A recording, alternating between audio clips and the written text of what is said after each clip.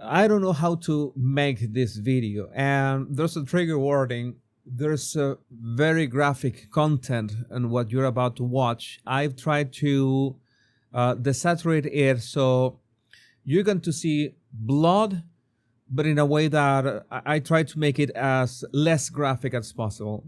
This is an angle of the murder of Irina Sarutska, the Ukrainian girl who was stabbed on the Charlotte train by this animal who was released 13 times back on the street, even if his own mother was complaining that he had issues.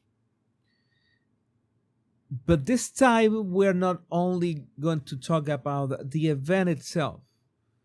I want to talk about a bigger problem in which there were all these people around her,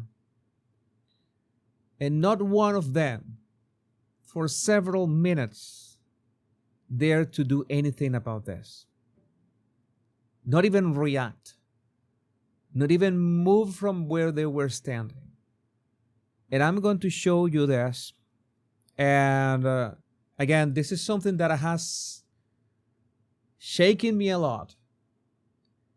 And that's why I just have finished a live stream that I needed to just vent a lot of things and just talk. And I finally had like the voice to be able to talk about this. And there's Irina in here. We're not going to see much about her. I don't want to show much about her. She is in fetal position. She had already been stabbed. And the murderer had already walked around the train. You can see the spots of blood right here on the floor. I don't want to zoom in that much. I'm going to go little by little in slow motion, noticing that she was already losing consciousness, because that's the thing. When you see the video, it's so fast that she realizes there's something wrong, but she basically slowly bled to death. So she was losing consciousness, and you can see that nobody was around her. Nobody even, having already, the people were sitting next to her, being direct witnesses to what just happened. And she begins rolling, and she rolls into the space between this separation and her seat. You can see, yes, this spot that you see here in this color. That's why I modified the colors to not make it as shocking. Yes, that's blood. So she begins to just roll in there, and you see that this is my problem. You see these guys that are literally on the other side of the door, and they literally saw her. They saw what happened. They saw the guy just walking. The guy had already left. But some people are saying, oh, they were terrified for this guy with the knife. The guy had already left. Had walked to the front of the train, dripping blood from his hand. And they were just there, like sitting, like that is none of my business, doing nothing. We're not saying, all right, just try to risk a stab fighting the guy. Just rush to try to help the girl who's obviously bleeding. Something's wrong. And then this happens, and this is the thing. I'm going to, you already saw this spot. I'm going to do something here. I'm going to desaturate this completely, black and white. I just want to say this black and white, because the following thing, what you're about to see is rather graphic. There's a lot of blood in here. So I'm going to play this with that sound. I'm going to play this. You see that they stand up, and they give their back to her. And he's right there. There are like 3 or 4 guys in there just talking, casually doing nothing. They don't run. They don't go to, they don't even run. Maybe they are cowards and they run away or something. No, they just stand there. And yeah, but what looks like black ink is not black ink. And they're still there. And there's still people around her doing nothing. And could it there a possibility, and maybe she didn't make a sound, that they didn't? No, we have on video. This is the other side. This is the guy, you see? This is the guy who was sitting with his cell phone in his hands. This is the guy with shorts.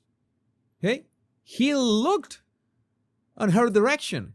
And this also looked in her direction, and they did nothing. Look at the spots of blood on the floor. The guy with the knife was already gone. You could say that he was not a threat anymore. He was not in that part of the train. I want somebody to explain to me, how can we arrive at a society in which people have no reaction watching this happen? I can understand when a struggle with something, the fight or flight response, something like that, there's a threat, there's a gun, there's something, but there was no longer a threat. Precisely since there was no longer a threat, that's the reason they were just standing there, minding their own business while this was happening. And this is the guy. This is the guy who was sitting here. Right here. This is the guy who was sitting here. This is the same guy who was sitting here. And you can see that he saw her. And this is one as well, saw in her direction. I want to ask that question. Why didn't they react?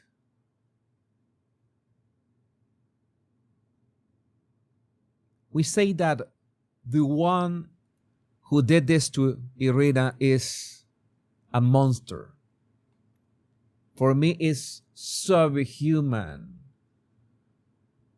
Cannot be considered human.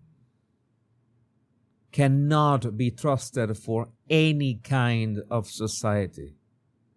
Has to be removed from society. And I don't mean a life sentence. But what about the people who have absolutely no movement, have no reaction, have no humanity? And this is not one, this is several of them.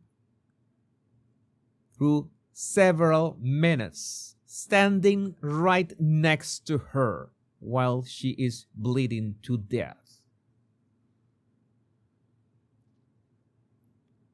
There's a guy even grabs his bicycle. Again, I'm just minding my own business.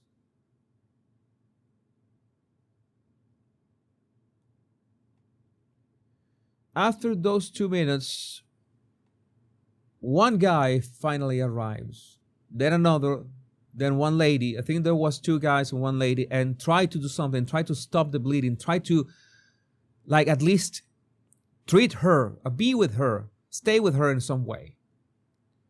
From all the people in that train, just 3 of them arrived to do something, tried to do something, find out what was going on.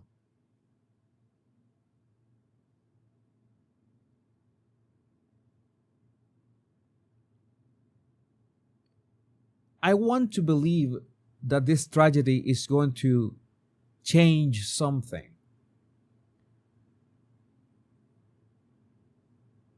But the problem is that you realize it's not only the media who wants to bury this, who wants to disappear this, who doesn't want this to reach any sort of nobody. They want nobody knowing about this because they have no way of justifying this.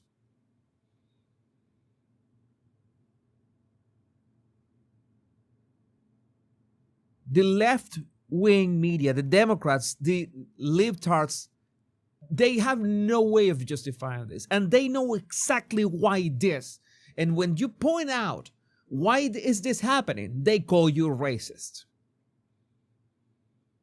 It is a fact that this is happening because of race. And why is this a race thing? Because of race, these monsters are let go more than 10 times. They're arrested more than 10 times and let go again because you have to be compassionate, because you have to understand them, because you have to do something about that. Oh, this is not something about race, this is something about crime. But the fact is that crime is rigged, favoring a race. So it's a race thing. And you can deny it as much as you want. You can deny reality as much as you want. But the thing is that this has to stop in one way or another.